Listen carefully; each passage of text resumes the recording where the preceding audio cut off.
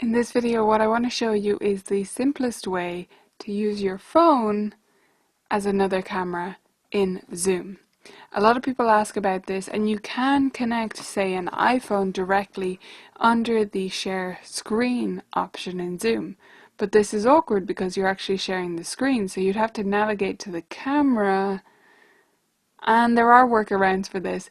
But the simplest thing to do is just join the Zoom meeting with your phone as a guest.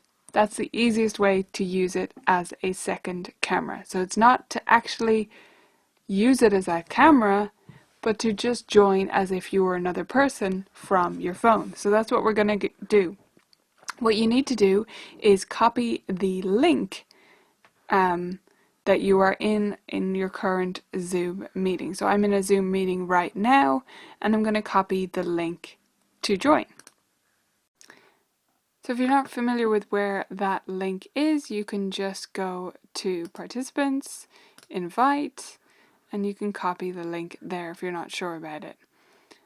Copy invite link and then just send that to yourself. You can literally just email yourself with it. So now I'm going to open the email on my phone and tap on the link. That's what I've done right there. And it automatically opens up Zoom. Now we're going to have a horrible sound if we join the audio. So right here on my screen, it says join audio. Do you see that in the bottom corner? We don't want to join the audio because we already have an audio device in our computer. So if you just don't select that, that will work. If you accidentally click on it, you'll just need to mute yourself on your phone, because otherwise you're going to have the audio coming in from two different places. Now you do want to start the video, so that little icon right there, we're going to select that. And now we are seeing through the video.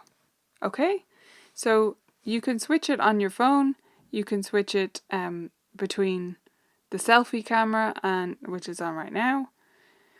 That is in the top left hand corner if you want to switch it to the front of you. So now we're looking at my computer, and if you want it to be this way, obviously you're going to turn your phone that way, and you can lock the screen rotation in. Usually it's in the top menu on your phone. That'll vary based on your phone, but now you can use this. If you just position it somehow, have something to hold it over your piano, you can use it as your other camera.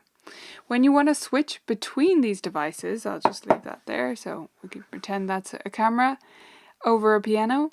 When you want to switch between the devices, all you need to do is go to the top menu, and you're going to spotlight the video.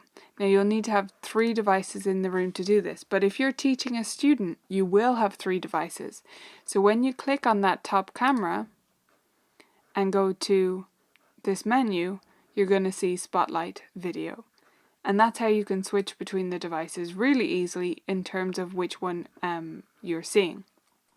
Your student can also just change their view so that they can go to gallery mode and they can see things side by side. Some students prefer that. I just switch between the different speakers using that spotlight video, and then you can unspotlight or change it back to yourself, and that's the easiest way to switch back and forth.